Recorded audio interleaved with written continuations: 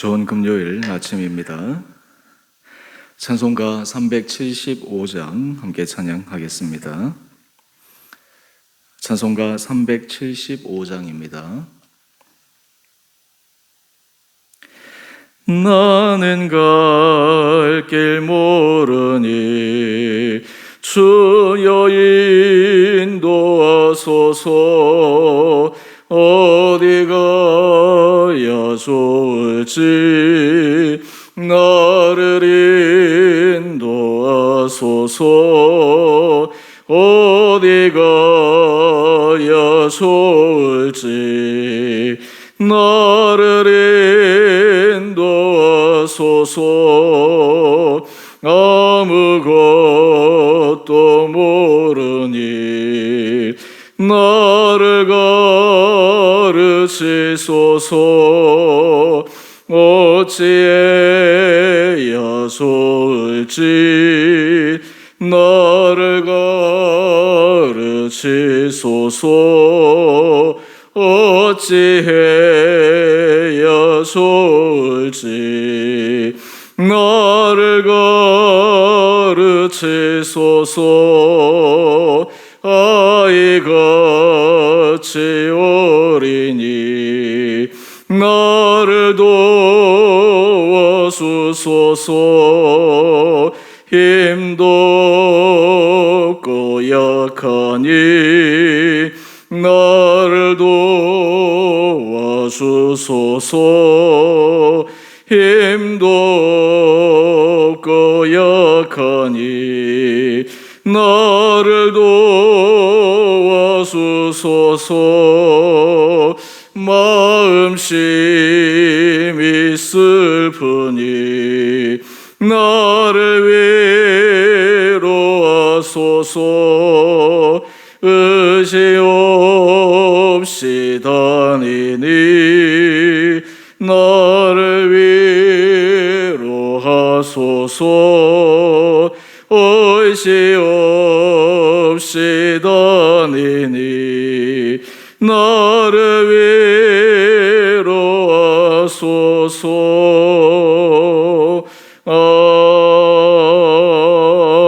아멘.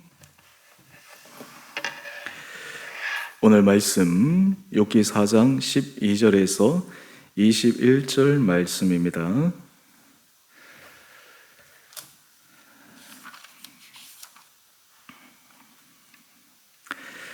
어떤 말씀이 내게 가만히 이르고 그 가느다란 소리가 내 귀에 들렸었나니 사람이 깊이 잠들 쯤 내가 그 밤에 본 환상으로 말미암아 생각이 번거로울 때에 두려움과 떨림이 내게 이르러서 모든 뼈마디가 흔들렸느니라.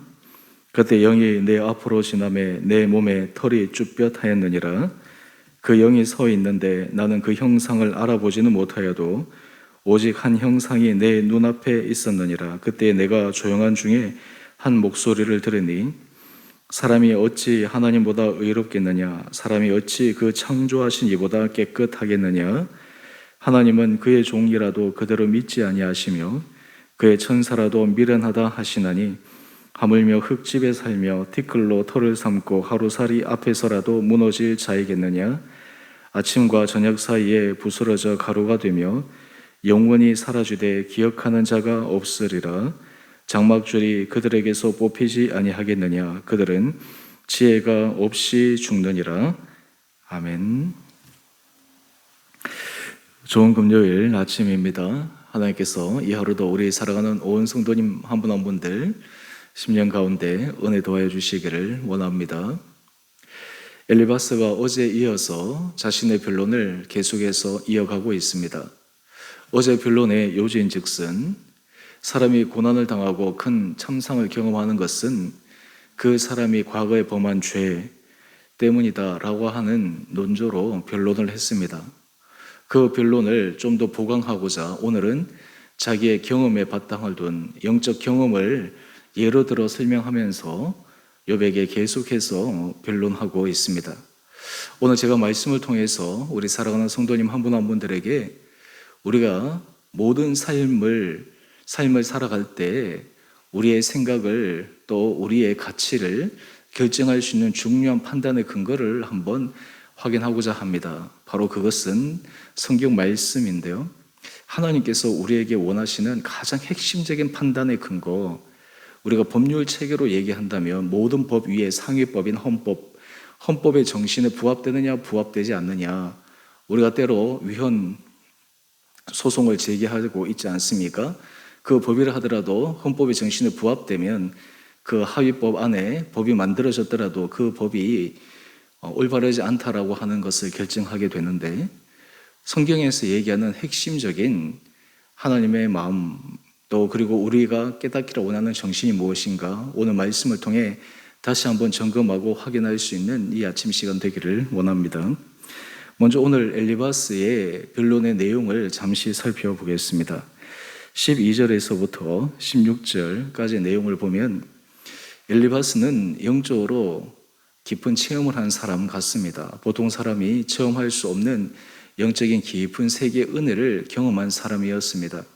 사실 욥을 위로하러 온 세 친구들 모두 다가 당시 자기의 자리에서 존경을 받는 사람이었을 것이고, 사람들에게 자신의 경험을 나누어 줄 수 있는 그러한 존귀한 자리에 처한 사람이었으리라 추측해 봅니다. 오늘 엘리바스도 욥에게 어떻게 보면 좀 참상에 빠져 있는 욥을 위로하기는커녕 그의 마음을 아프게 하는 그 말들이 자신의 영적 깊은 경험에서부터 나온 하나의 근거에서부터 출발하고 있다고 하는 것을 우리는 확인할 수가 있습니다. 여러분, 우리가 인생을 살아가면서 하나님께서 우리에게 은혜를 더하여 주십니다.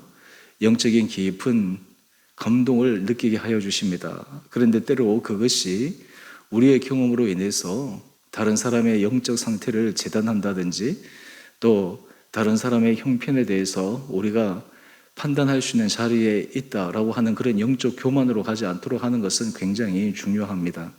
오늘 이어서 이 엘리바스가 어떤 영적 경험을 했는가, 우리 17절 이하의 말씀을 한번 보십시다. 바로 17절의 말씀이 그가 깊은 영적 경험 속의 핵심 내용입니다. 말씀을 다시 읽어보겠습니다. 사람이 어찌 하나님보다 의롭겠느냐? 사람이 어찌 그 창조하신 이보다 깨끗하겠느냐? 여러분, 이 말에 부정할 수는 없습니다. 이 말은 전적으로 맞습니다. 그리고 이어서 우리 18절 말씀을 한번 보시면, 하나님은 그의 종이라도 그대로 믿지 아니하시며 그의 천사라도 미련하다 하시나니. 하나님 앞에서 완전한 자로 설 수 있는 사람은 아무도 없습니다. 하나님 홀로 한 분만이 유일하게 완전한 분이시요 유일하게 판단하실 수 있는 전능자이심을 엘리바스는 이야기를 합니다. 이 부분에 대해서 우리는 분명하게 맞다라고 이야기를 하는데, 오늘 여기에서 우리가 하나 깊게 생각해 보아야 될 것이 있습니다. 그것은 엘리바스가 지금 이 하나님의 속성에 대해서 이야기를 할 때 한편으로는 맞지만, 과연 이것이 하나님의 온전한 모습이겠는가, 하나님의 본 마음이겠는가 라고 하는 질문을 해보아야 합니다. 왜냐하면 엘리바스는 이 하나님의 속성을 예를 들어서 지금 욥에게 변론하고 욥에게 계속해서 주장하는 것은 무엇이냐 하면, 지금 욥이 처한 이 공경은 욥이 범한 죄 때문이라고 하는 것입니다. 욥이 자신은 죄를 짓지 않았다라고 항변하지만 하나님 앞에서 완전하고 깨끗한 자가 누가 있겠느냐, 하나님의 존재를 예를 들어서 욥이 죄인이다라고 하는 것을 지금 계속해서 강조하고 있는 것입니다. 여러분, 이 부분에 대해서 우리가 사실 삶을 살아갈 때 많은 사람들이 이 정도 수준에서 사람들에게 얘기하는 경우가 종종 있습니다. 이것을 조금 더 극단적으로 나가면 율법주의라고 이야기할 수 있겠죠. 오늘 그렇다면 성경에 있어서 가장 핵심 주님의 마음은 무엇일까요? 주님께서 세상을 바라보시는 관점은 무엇이고, 주님의 또한 주님의 백성들, 주님의 자녀들이 하나님 앞에서 가져야 될 가장 중요한 핵심의 내용이 무엇일까요? 예수님께서 한 질문을 받습니다. 율법의 가장 큰 계명이 무엇입니까? 이 말은 다른 말로 우리가 환원해 보면 율법의 핵심 정신이 무엇입니까? 라고 하는 질문과 동일합니다. 그때 예수님께서 말씀하십니다. 내 마음을 다하고 목숨을 다하고 뜻을 다하고 내 하나님을 사랑하라. 하나님을 사랑하라 라고 하는 것이 율법의 정신이라고 하는 것입니다. 그러면서 이어서 예수님께서 말씀하시는 것이 내 이웃을 내 몸과 같이 사랑하라. 바로 눈에 보이는 형제를 사랑하는 것, 이것이 바로 율법의 핵심 정신이다 라고 하는 것입니다. 여러분, 우리가 하나님께서 이 땅을 바라보실 때 하나님의 가장 중심된 마음은 무엇일까? 바로 사랑입니다. 성경 전체를 요약한 말씀, 바로 요한복음 3장 16절 말씀 우리가 잘 알고 있는데요. 하나님이 세상을 이처럼 사랑하사. 하나님의 마음은 세상을 사랑하는 것입니다. 사랑한다라고 하는 것은 무엇입니까? 사람들의 생명이 소성케 되고 사람이 그 안에서 풍성한 은혜를 누리게 되는 것, 이것이 바로 하나님께서 세상을 바라보는 사랑의 관점이지 않겠습니까? 때로 하나님께서 이스라엘 백성들을 징계하십니다. 심판하십니다. 왜 심판하십니까? 왜 징계하십니까? 사랑하시기 때문에 그러한 것입니다. 하나님의 심판이 정의롭다라고 하는 가장 중요한 이유는 그 하나님의 심판에는 사랑이 담겨 있기 때문입니다. 하나님의 사랑이 담겨 있지 않는 심판은 그것은 사람들을 파멸시킬 것입니다. 하지만 사랑이 있기 때문에 그 심판을 통해 이스라엘 백성들이 회복이 됩니다. 믿는 사람들이 때로 하나님 앞에 범죄했을 때 하나님 앞에 징책을 받습니다. 그런데 그 징책을 통해 사람이 죽지 않고 살아나는 이유가 무엇입니까? 하나님은 그 징계를 그 사람을 파멸시키기 위해 사용하는 것이 아니라 그 징계를 통해 죄를 지은 사람이 심령이 삶에서 회복되기를 원하는 주님의 사랑이 그의 마음 근저에 깔려있기 때문입니다. 여러분, 그런 의미에서 하나님의 의로우심을 우리가 가장 중요한 잣대로 삼을 때 이것이 정말 하나님의 온전한 사랑이 드러나는가? 라고 하는 질문을 해보아야 합니다. 또한 동시에 하나님의 사랑이 온전히 드러나는가? 라고 하는 이 질문에 우리가 반드시 덧붙여야 되는 질문은 이것이 사람을 사랑하는 것인가? 라고 하는 질문입니다. 사실 이 두 가지는 서로 뗄래야 뗄 수 없는 동전의 앞뒤면과 같은 것입니다. 신학적인 관점으로 한번 이야기를 해본다면 하나님을 사랑하는 것에만 전적으로 치우쳐가면 그 사람은 외식주의요, 형식주의요, 율법주의자로 빠져나갈 수가 있습니다. 그에 반해서 하나님의 사랑을 저버리고 인간 사랑만 너무 강조하게 되면, 극단적으로 가게 되면 거기는 인본주의로 빠져버릴 수가 있습니다. 하지만 성경 말씀은 하나님 사랑과 이웃 사랑, 이 두 가지 사이에서 균형 잡힌 그러한 조화를 이루어서 모든 것을 판단하고 모든 것을 바라보고 말씀을 이해할 때 이 두 가지 기준을 가지고 우리가 말씀을 이해합니다. 여러분, 성경 말씀을 읽고 성경 말씀을 해석할 때 제가 주의 말씀을 통해서나 새벽 말씀을 통해서나 우리 성도님들에게 은혜를 나누는데요, 제가 말씀을 보는 가장 중요한 핵심의 틀이 있습니다. 모든 성경의 해석은 예수 그리스도를 통해서, 예수 그리스도라는 분을 통해 렌즈를 통해서 성경을 해석합니다. 그렇다면 예수 그리스도를 통해서 성경을 해석한다라고 하는 것은 무슨 말이냐? 그것은 바로 하나님이 우리를 어떻게 사랑하는지, 또한 말씀을 통해 우리가 눈에 보이는 형제, 눈에 보이는 지체들을 이 땅 가운데 하나님께서 우리에게 맡긴 사람을 어떻게 사랑해 가는지, 이 두 가지를 함께 아울러서 이 성경을 이해하고 해석하고 적용해야 합니다. 자, 그런 관점에서 오늘 보면 이 엘리바스가 실수한 것은 무엇입니까? 지금 엘리바스는 하나님의 공의와 하나님의 정의, 하나님의 사랑의 마음으로 욥에게 이야기를 합니다. 그런데 지금 엘리바스가 간과한 것은 무엇이냐면 욥의 형편과 상황을 어제도 제가 말씀을 드렸지만 전혀 고려하고 있지 않습니다. 정말 욥을 진정으로 사랑했는가, 깊이 있는 사랑이 그 가운데 있었는가 라고 하는 이 질문에 우리는 분명하게 답을 할 수 없습니다. 요한 1서는 우리에게 이렇게 말씀하십니다. 요한 1서 4장 20절 말씀인데요, 눈에 보이는 형제를 사랑할 때 하나님을 사랑하는 것이다 라고 말씀하고 있습니다. 그리고 이어서 이야기를 합니다. 눈에 보이는 형제를 사랑하는 사람만이 비로소 하나님을 사랑하는 것이요, 하나님을 사랑하는 사람은 또한 눈에 보이는 형제를 사랑할 수밖에 없다라고 이야기를 하는 것입니다. 오늘 엘리바스의 결정적인 실수는 그가 자신의 영적 경험을 통해서 지금 욥에게 옳은 얘기를 하는 것 같은데 그 옳은 얘기에 사랑이 빠졌습니다. 그 옳은 얘기에 형제를 긍휼히 여기고 하나님께서 사랑하시는 그 사랑의 마음이 지금 빠져있기 때문에 이 말은 겉으로는 외형적으로는 맞는 말이지만 실제로는 이 말이 욥을 살리는 말이 아니라 욥의 마음에 깊은 상처를 주고 오히려 욥의 마음을 무너뜨리는 말이 되었습니다. 여러분, 오늘 우리 큐티의 제목을 한번 보십시오. 주관적 계시 경험은 분별해서 적용하십시오. 하나님께서 우리에게 은혜를 주십니다. 영적으로 깊은 그런 단계로 우리를 끌어가십니다. 하나님께서 우리에게 그것을 끌어가서 우리의 삶 가운데 하나님께서 우리를 통해 드러내 보이기를 원하는 가장 중요한 하나님의 마음 목적이 무엇입니까? 그 영적 경험을 통해 우리가 하나님을 더 사랑하게 되는 것입니다. 그 영적 경험을 통해서 우리가 눈에 보이는 지체와 형제를 더 사랑하고 섬겨나가는 것입니다.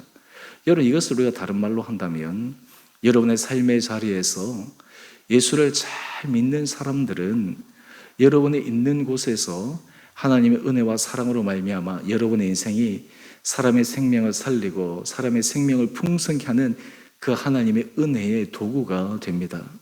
저는 바라기는 우리 사랑하는 성도님 한 분 한 분들에게 주님께서 여러분 한 분 한 분들이 율법의 그리고 성경 말씀의 핵심 정신, 이 사랑의 마음을 가지고 하나님 앞에서 사람 앞에서 인정받는 그런 복된 삶을 살아갈 수 있게 되기를 간절히 소망합니다. 어제 이어서 오늘 이 엘리바스의 모습을 통해 우리가 사람에게 권면할 때나 또 그리고 사람에게 조언할 때 늘 우리가 염두에 둬야 될 것이 있습니다. 이것이 정말 내 안에 하나님 앞에서 또 그리고 그 사람 앞에서 온전한 사랑의 마음으로 하는 것인가?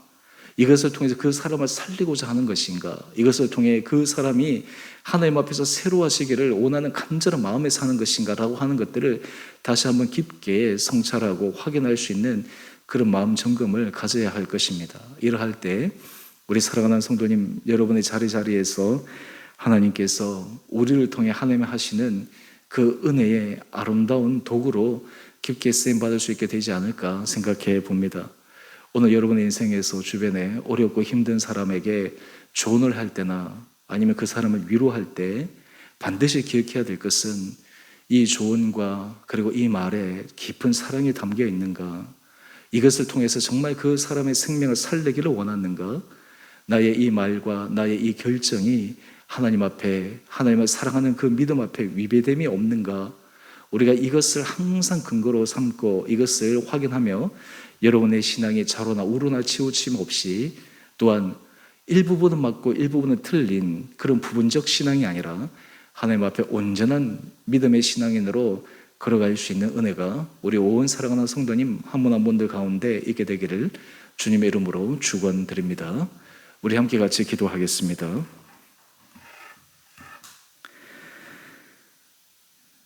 사랑의 주님, 참으로 감사합니다. 오늘 엘리바스의 모습을 보며 오늘 우리들의 일상의 삶에서 우리들이 흔히 저지르는 그런 실수의 모습을 바라봅니다. 하나님에 대해서 부분적으로 알고 하나님에 대해서 우리가 일부 아는 그것을 절대화시키고 거기에 기준을 놓고 다른 사람의 영적 상태를 재단하고 또 다른 사람에게 위로하고 조언한다고 이야기를 하며 실제로는 그 사람의 생명에 그 사람의 심령에 위로를 주기보다 더 큰 상처를 준 일이 있지 않았는지를 주님 앞에 다시 한번 생각해 봅니다. 우리 온 사랑하는 성도들 한 분 한 분들에게 은혜를 도와여 주셔서 우리의 전 삶이 주님을 사랑하는 그 사랑의 삶에 위배됨이 없는지 또 하나님께서 우리에게 눈에 보이는 형제들을 사랑함에 있어서도 책망받을 것이 없는지를 점검하며 살아가는 하루하루 되게 하여 주옵소서. 특별히 우리 사랑하는 성도들 신앙 가운데 우리의 인격이 성숙되게 하여 주시옵시고 우리가 하나님을 사랑하는 그 사랑의 마음이 더 커져가게 하여 주셔서 우리의 이율배반적인 신앙의 모습으로 때로는 부분적인 신앙의 모습으로 우리 자신과 우리 이웃에게 상처를 주는 그런 일로 들어가지 않도록 제 마음과 생각을 온전히 붙들어 주옵소서.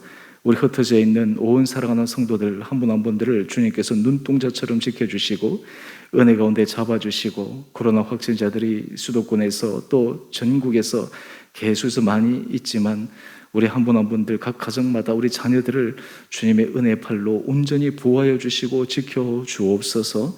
특별히 우리 자녀들을 주께서 주장하여 주시고, 특별히 고3 수험생들 한 사람 한 사람을 주님께서 잡아주셔서 지혜와 총명과 명철을 허락하여 주시고 강건케 하여 주시고, 모든 진행되어지는 과정마다 주님의 선한 손길만 드러나게 하여 주옵소서. 주께서 세우신 주의 몸된 주은혜교회가 날마다 주께서 기뻐하시는 거룩한 교회 되게 하여 주시고, 또 다가오는 주가 설립 5주년 기념주일인데 우리 온 성도들의 주님 앞에 기쁨과 주님 앞에 감사로 다시 한번 은혜의 결단하는 귀한 시간 되게 하여 주시기를 우리를 사랑하신 예수님 이름으로 감사기도 드리옵나이다. 아멘. 하늘에 계신 우리 아버지의 이름을 거룩하게 하시며 아버지 나라가 오게 하시며 아버지의 뜻이 하늘에서와 같이 땅에서도 이루어지게 하소서. 오늘 우리에게 일용할 양식을 주시고 우리가 우리에게 잘못한 사람을 용서하여 준 것 같이 우리의 죄를 용서하여 주시고 우리를 시험에 빠지지 않게 하시고 악에서 구하소서. 나라와 권능과 영광이 영원히 아버지의 것입니다. 아멘. 오늘도 주님 앞에서 믿음 안에 승리하시는 복된 하루 되시기를 바랍니다.